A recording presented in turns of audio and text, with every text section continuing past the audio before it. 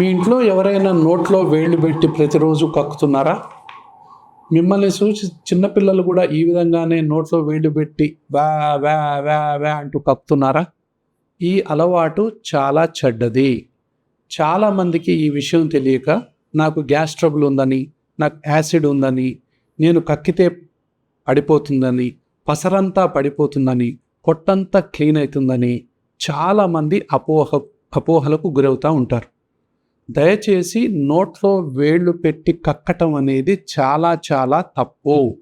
మీకు గొంతులో గనక ఏమన్నా తెమడ ఉన్నట్లయితే, మీకు జలుబు ఉన్నట్లయితే, మీకు సైనస్ ఉన్నట్లయితే గొంతులో గోరెచ్చటి నీళ్లు వేసుకొని ఆ అంటూ మీరు గొంతుని ఒక 4-5 నిమిషాల పాటు ఎంత క్లీన్ చేసుకున్నా ఏమీ కాదు. కానీ నోట్లో వేళ్ళు పెట్టి, లోపలి దాకా వేళ్ళు పెట్టి, కంట్లో నుంచి నీళ్ళు వస్తుంటే పొట్ట మొత్తం కూడా ఇట్లా కదిలిపోయి మీరు లోపల ఉన్నటువంటి పసరంతా కక్కేసి చాలామంది సంబరపడిపోతూ ఉంటారు.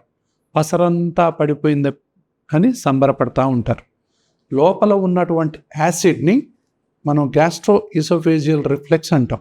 ఈ మధ్యన ఒక స్పింక్టర్ ఉంటుంది. దీన్ని మొత్తం బయటికి తీసుకొచ్చి ఈ విధంగా ఈసోఫేజైటిస్ అనేటటువంటి ప్రాబ్లం వస్తుంది. ఈసోఫేగస్లో ఫైబ్రోసిస్ అనేటటువంటి ప్రాబ్లం కూడా రావచ్చు. తర్వాత ఈ ఫారింజైటిస్ అనేది కూడా రావచ్చు. ఇంకొంతమందికి ఎనామిల్ అనేటటువంటిది కూడా దెబ్బతినవచ్చు. దానివల్ల అన్ని అనర్థాలే ఉంటాయి.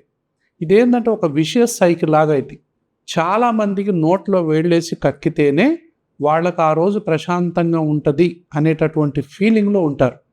దయచేసి మీరు దాన్ని ఎంత తొందరగా ఆపేస్తే అంత మంచిది.